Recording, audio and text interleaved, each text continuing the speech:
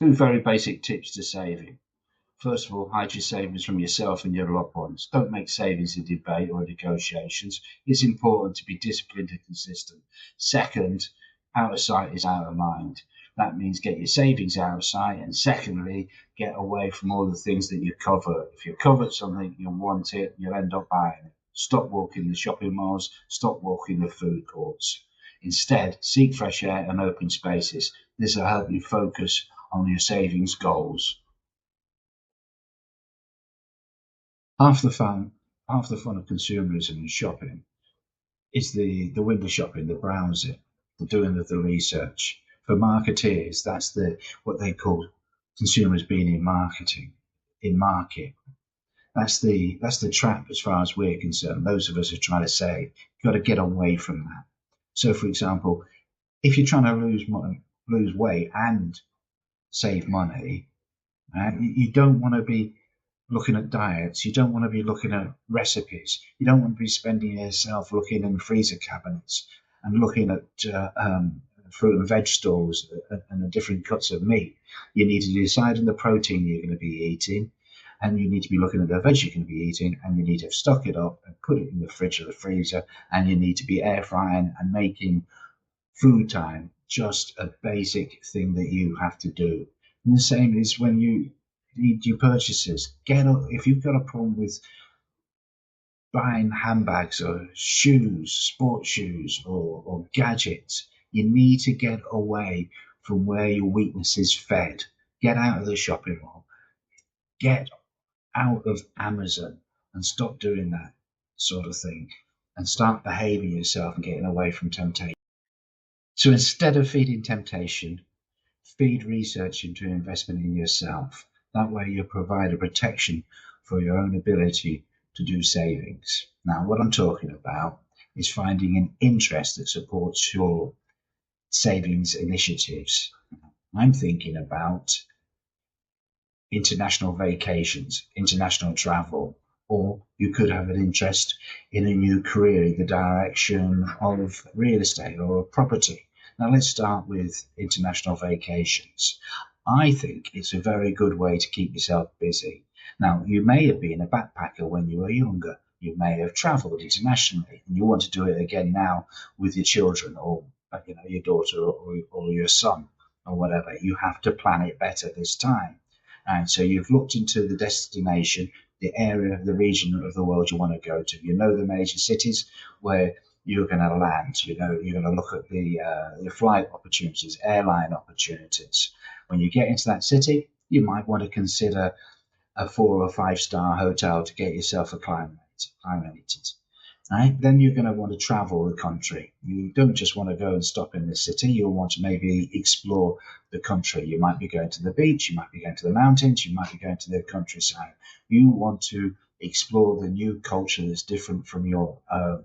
Now, in that environment, you'll probably be going either hiring a car or you might be using the local transport, traveling like a local. I certainly would recommend that, and I think your child will probably appreciate it. Now, whatever is your reasons, you've got to plan it. Now, that means you're going to be using um, guest houses for accommodation more likely. When you're back to the city, you might feel a bit more tired and you want to treat yourself to a 4 or 5 star hotel. But that means planning. What I'm saying is that's the sort of thing that's going to keep you occupied while you're in the 2 year mode for saving. Now, the same could be if you want to invest in a new career change. If you're looking at real estate, you're going to have to teach yourself all the codes, get to know all the networks, get to see what opportunities are out there. You might be able to do a bit of freelancing or a bit of part-time showing people around different properties and earn yourself a bit of commission to help you out with your saving. It might turn out that property and real estate is a bad move for you, but while you're doing that, you will have learned something about yourself and what your career prospects are for the future.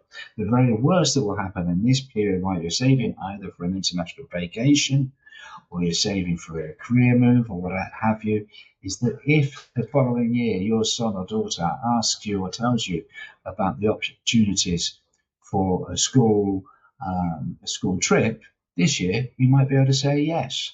So look into savings, but look into moving away from the things that has you coveting purchases, but look into things about investing in yourself that underpins the reason why you are saving. Yes, I see silver and gold as a good interim place to put small savings. So it's not really short term in that it's you can flip in and out because there are costs of buying and selling silver and gold coins. This is the premiums on the buy, and there are costs of when you sell. So you can't just keep flipping in and out. You would just be degrading your savings. So you buy silver at a premium, a 1 ounce silver coin. You're going to be paying 10, 15% to buy the coin, and you 10 or 15% to sell the coin. So you are talking about a 25% premium. Gold is smaller, but it costs you more. So a silver coin costs, say, $30. Uh, Maybe it'll be $40 soon. So I'm saying for small time savers, what we have to do is we have to, as we save $40, put that in an envelope or a cookie jar. You get the next $40, keep $40 cash. You're going to need to save that, and then use the other $40 to buy a silver coin. And as you get to uh, um, 20 or so coins, you're going to have accumulated $80 worth of silver. Hopefully, you still got $80 worth of cash as your protection to fall back on. But maybe you can start thinking of that. The value of that is a quarter ounce of gold, moving into the gold prices. Now you can start considering whether or not you want to move into gold. So gold premiums are less, and also the gold market is more stable. So it's definitely worth um, trying to get into gold as a place to keep your savings, but it's only temporary.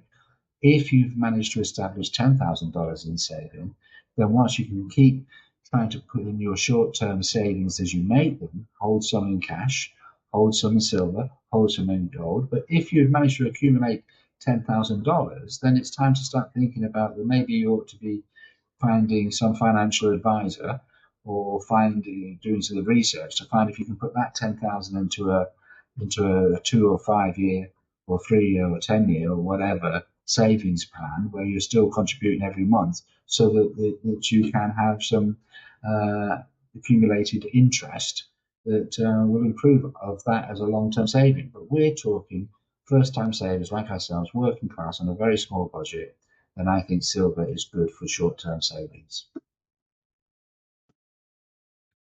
So the way we make silver work for us for our savings is that we literally buy a silver coin and we buy another silver coin. It really is quite simple, but there are many silver coins. Silver comes in many forms. So now you're going to buy it from a local coin shop, and really you don't want to go to a collector shop. You really want to go to a specialist for buying bullion rather than old coins, collectibles. You know, you're looking for American Silver Eagles, British Britannias, Canadian Maples, Cougarans. Um, Currency is really what you're looking for. There are bullion bars and those forms. You're definitely not looking for jewellery. Jewellery, you're paying for the craftsmanship in it. That is a luxury item. Now, my recommendation is the Canadian maple, silver and gold, but we're talking about silver at first. Now, I suggest the 1 ounce Canadian maple over the American Silver Eagle or even the British Britannia because it has the best return on investment. Now, we're not really talking investment. I'm just saying it has the least cost. And that's because, as I've mentioned before, that there are premiums for purchasing. There's the spot price, that's the market value for silver or any precious metal at the time. You pay a premium, that's what it takes for the raw material to be manufactured into the coin and brought to market, the cost of the mint and the cost of the bullion dealers, the coin shops, etc. So if silver is trading at $30 per ounce, you're going to be paying an extra $3 or whatever above the spot. So when you buy the coin, you've got to put into that the price that you've paid is included a premium in it.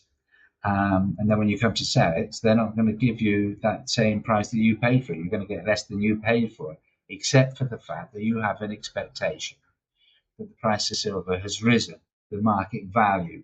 All ships are floated up with that the rising tide, as it were. Now, so you can't buy in and out quickly. You have to hold it for a limited period of time. Hopefully that's not too long. It could be a few months, it could be a year. Now we have to consider that if, for example, that you paid, say, $20 for a 1 ounce silver coin back in 2014. Sorry, spot was $20 back in 2014. It took 6 years. Silver just went sideways for 6 years. So it took plenty of time for you to be able to, for the price of silver to go up, for you to be able to get out with a profit. Now, of course, you can sell your coin at cost or even at a loss if you need to. So you've got to wait for the price of the premium and the cost of selling. That's the spread, and that's going to take you some time. Now, in some jurisdictions, the tax is a sales tax in the US. Some states have a sales tax. In the UK, there's value added tax. That's 20%. For me, that just makes silver a collector's hobby. It's not a good saving strategy as far as I'm concerned. I'm lucky where I live in Singapore. The same is the case in Canada. There is no sales tax or general added tax or whatever on precious metals like gold and silver coins, in the same way that there might be on jewelry, luxury items. So you've got to wait to cover the spread to be able to get back through it. We have to remember that silver coins is a way of holding your money. It's safe from you and your family members from wanting to spend it, because it means that you have to go back to a coin shop or a bullion, send it off to a bullion dealer to to recuperate your money and hopefully some market increase. You also got to remember it's not an investment. There's no compounding interest. It's it's not like Coca-Cola shares or Berkshire Hathaway stocks. It's not working for you. This purely is somewhere to put your cash savings with the expectation that maybe after a few months and maybe for the period that you're intending to save your cash, 2 years for that international vacation or for a place to put your cash away, and that if you do need a car repair or something like that, that then you can then sell your coins, and hopefully you're selling it with some sort of market gain on the price of silver.